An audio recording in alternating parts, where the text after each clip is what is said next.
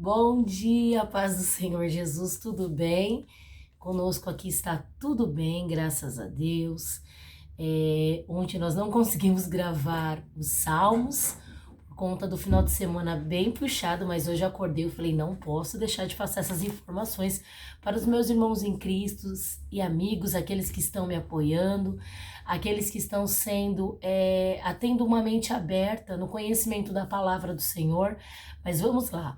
Hoje nós vamos falar dos Salmos 42, que tem por tema assim: a alma anela por servir a Deus no seu templo. Como o servo brama pelas correntes das águas, assim suspira minha alma por ti, ó Deus. A minha alma tem sede do Deus vivo. Quando entrarei e me apresentarei ante a face de Deus? As minhas lágrimas servem-me de mantimento de dia e de noite, porquanto me dizem constantemente: onde está o teu Deus? Quando me lembro disto, dentro de mim derrama a minha alma, pois eu havia ido com a multidão. Fui com eles à casa de Deus com voz de alegria e louvor, com a multidão que festejava. Porque está batido a minha alma e porque te perturbas dentro de mim? Espere em Deus, pois ainda o louvarei na salvação da sua presença. Ó meu Deus, dentro de mim a minha alma está abatida, portanto lembro-me de ti desde a terra do Jordão, e desde os Hermonitas, desde o pequeno monte. Um abismo chamou outro abismo, ao ruído das catadupas, todas as tuas ondas e vagas têm passado sobre mim. Contudo o Senhor mandará de dia a sua misericórdia, e de noite a sua canção estará comigo, a oração do Deus da minha vida. Direi a Deus, a minha rocha: por que te esqueceste de mim? Por que ando em pranto por causa da opressão do inimigo? Como com ferida mortal em meus ossos me afrontam os meus adversários. Quando todo dia me dizem: onde está o teu Deus? Por que te perturbas, ó minha alma? E por que estás aflita dentro de mim? Espere em Deus, pois ainda o louvarei. Ele é a salvação da minha face e o meu Deus. Lendo este salmo, eu trago algumas informações que, ao estudar a palavra do Senhor, eu fui descobrindo, né, nessa manhã. Parece que esse salmo era só um com o Salmo 43. A Bíblia, alguns historiadores falam que não se sabe porque esses salmos foram separados, mas é o que parece. Esse salmo é escrito pelos filhos de Corá. Corá, ele era neto de Corá, de Coate, e ele foi morto ao se rebelar contra o Senhor e contra Moisés. E aí eu acho tão interessante que quando eles falam que Corá se rebelou contra o Senhor, na realidade, lá em Números 16, diz que Corá, mais Datã e Abirão, com mais 250 maiorais dos homens lá de Israel, se levantam contra Moisés. Por quê? Na realidade, eles viam o sacerdócio de Moisés como um lucro financeiro, porque naquela época, os sacerdotes ali no meio do Egito, eles trabalhavam ali com muitas ouro, essas coisas que vinham dos despojos, e eles começaram a ter um pouco de ganância. E começaram a querer se levantar contra Moisés. E Moisés, na hora que viu aquela situação, no espírito dele, ele sentiu a motivação, porque Corá estava se levantando. E ali Moisés rasga suas vestes, ora ao Senhor e faz prova com Deus de quem estava na razão, se era Moisés ou se era Corá. E que no dia seguinte o Senhor ia responder. Pois bem, no dia seguinte o Senhor responde a Corá. O Senhor abre a terra e engole esse povo todinho. Então, perceba, Corá ele se levanta contra Moisés, mas os estudiosos dizem que Corá se levanta contra Deus. Sabe por quê? O que eu aprendo aqui? Que ai daquele que se levanta contra uma liderança outorgada por Deus. No nosso ministério onde nós congregamos, nós temos bispos, nós temos o bispo primaz, os nossos bispos, nós temos os nossos pastores locais, nós temos os nossos líderes de departamento, e um perigo é quando nós levantamos o nosso dedo, a nossa língua, nos levantamos, nos precipitamos para querer falar contra uma liderança, e detalhe, ainda mais com a motivação errada, porque a motivação de Corá aqui era a ganância. Bom, só para a gente entender. Porém, Corá teve filhos. E olha como eu aprendo com a palavra do Senhor. Os filhos de Corá escaparam desse julgamento de Deus. Olha que coisa linda, no verso 11 diz isso. E diz que os filhos de Corá se tornaram líderes de adoração no templo. 1 Crônicas 9, 19, 1 Crônicas 26, do 1 ao 19, conta sobre isso. E o autor deste salmo era um levita exilado no meio dos gentios.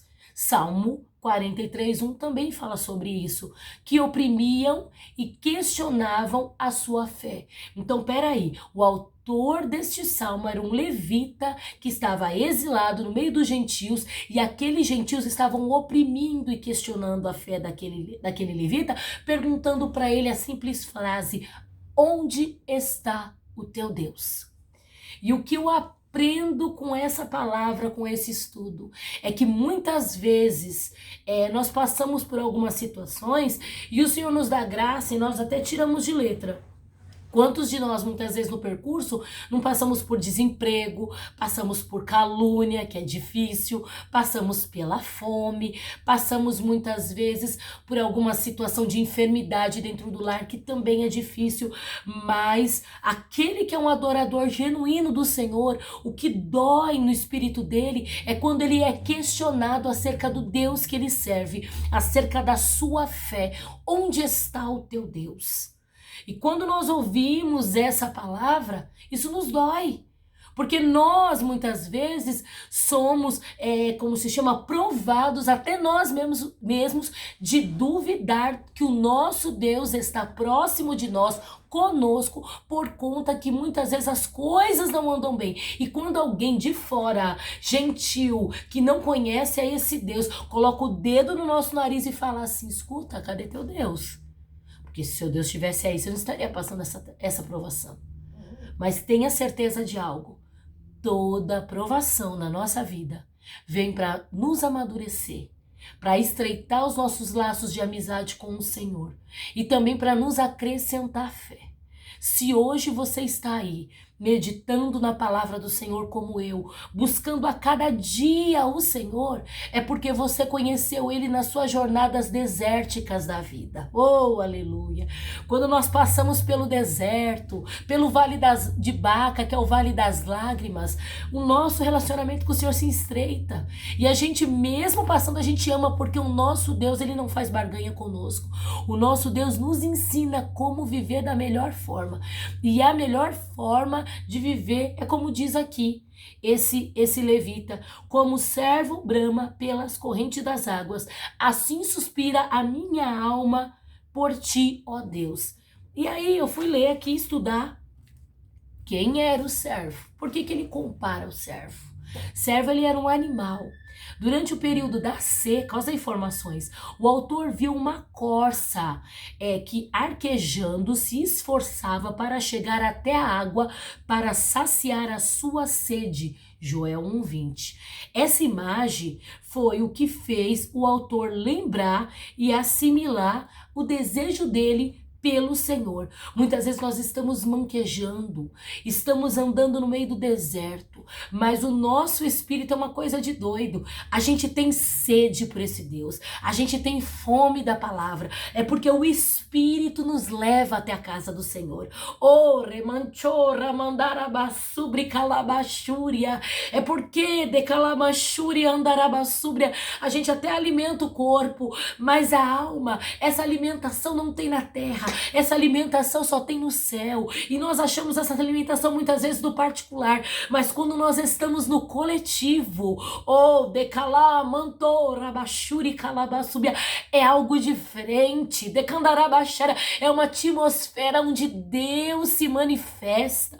Então, quando esse levita associa a vida dele com a da corça, é isso. Que ele pode passando, ele pode estar manquejando, ele pode estar passando pelo deserto, mas a alma dele tinha sede de Deus. E detalhe, olha com que ele compara a dependência dele por Deus. Ele fala sobre as necessidades básicas da vida, sobre o ar,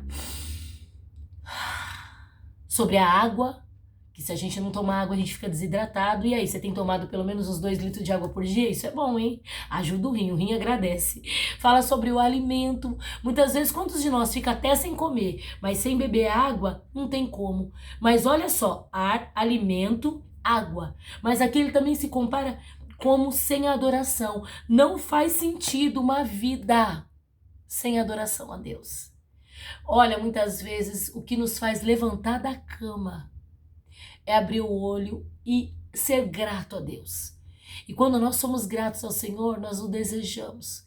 E quando nós o desejamos, pode passar o que passar, mas a gente entende que a vida não tem sentido sem Ele. E até eu lembro do hino da Lauriette, nem sei se vai dar para cantar, porque minha voz acordei quase há pouco tempo, que fala assim: ainda que pra te servir, Jesus, eu tenha que chorar, te servirei, porque comigo estarás. Sofrer contigo é melhor do que errar. Não dá para viver sem a presença do Senhor. Pode faltar tudo. Tem um hino do Voz da Verdade que cantava: pode me faltar o sol, pode me faltar a luz, só não pode me faltar Jesus. Que nessa manhã nós tenhamos dentro do nosso coração isso, o desejo pelo Senhor. Que nós tenhamos no nosso coração a vontade de estar com Ele. Que o que venha nos alimentar durante o nosso dia seja as palavras do Senhor, a meditação da palavra de Deus. Porque aqui, no meio do caminho, esse levita, ele fala assim, ó: as minhas lágrimas, no verso 3, servem-me de mantimento dia e noite. Ele estava se alimentando, sabe do que? Da sua angústia. Porque ele estava zelado e ele não ia poder fazer de novo o caminho para voltar lá, para adorar ao nome do Senhor. Era um cântico aqui, íntimo, contendo 50 pronomes pessoais, mas aquele que observa que o salmista estava oscilando e ele tinha um objetivo, ele queria estar no templo. E aqui parecia que, como ele estava exilado, ele não ia conseguir chegar nesse templo. E ainda por cima, tendo as pessoas falando: cadê teu Deus, cadê teu Deus? Ele começa a se alimentar das lágrimas dele. Para de se alimentar das suas decepções, das suas frustrações, daquilo que aconteceu e não foi legal. Para, em nome de Jesus. Que o Senhor venha dar um reset na tua mente nessa hora, no nome de Jesus. E que você venha trazer à memória aquilo que te dá esperança. É a palavra de Deus, é a promessa do Senhor sobre a tua vida. Deus tem algo novo para a igreja nesse tempo. Decalabachuri andarabasúplia. Tem pessoas se levantando em cada lugar específico. Decalabachuri, querendo animar o povo, voltar a buscar a presença do Senhor. É tempo de voltar para o templo, é tempo de voltar à reunião do coletivo, é tempo de adorar o Senhor, é tempo de desejar mais a presença do Senhor do que qualquer outra coisa sobre a vida. E quando você entrar nesses conflitos internos, esses conflitos que nós vivemos muitas vezes, faça aqui, ó, como o verso 11: porque está batido a minha alma, porque te perturbas dentro de mim. Ele tem um particular, uma conversa com ele mesmo, mas ele pergunta e ele já tem a resposta, porque aquele que anda com Deus, ele não fica questionando. Decalamachúria, Deus sempre tem uma resposta fresca do céu para dar na vida dele. Ele pergunta, mas ele já responde: espere em Deus, pois ainda o louvarei. Ele é a salvação da minha face e o meu Deus. Não se perturba, não fica angustiado, espera em Deus, pois ainda você o louvará nessa terra, antes de ir para a glória, junto com o Senhor Jesus. Que Deus em Cristo te abençoe. Medite na palavra do Senhor de noite. E se Deus falou contigo, compartilhe esse vídeo com alguém. Não seja egoísta. Pregue a palavra do Senhor. Irmã Ângela, não sei pregar, então tá bom, envia o vídeo. Fala assim: olha, senti de enviar esse vídeo para você. Deus vai falar com você nessa manhã, porque Deus tem um tempo novo, um tempo de renovação para a igreja. Desperta a igreja, levanta a igreja, acorda, porque Deus quer falar contigo. Fica com Deus, uma boa terça-feira, que Deus em Cristo te abençoe, em nome de Jesus.